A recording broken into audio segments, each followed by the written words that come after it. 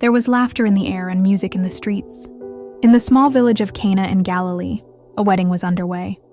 The courtyard buzzed with celebration, bright garments, joyful dancing, the aroma of roasted lamb and honey cakes filling the air.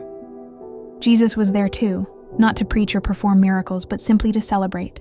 He had just begun gathering his disciples. It was a time of new beginnings.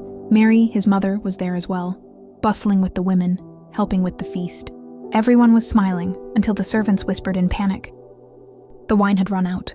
In ancient Jewish culture, running out of wine at a wedding was a social disaster.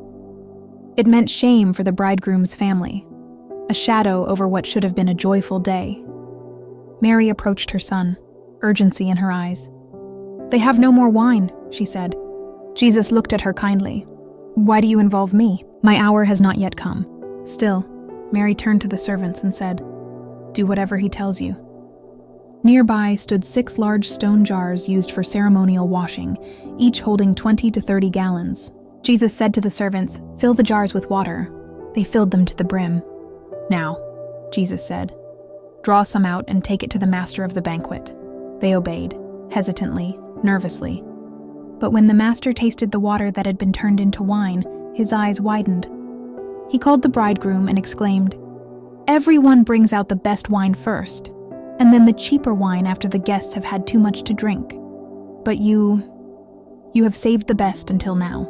No one at the feast understood what had happened, except the servants, Mary, and the disciples.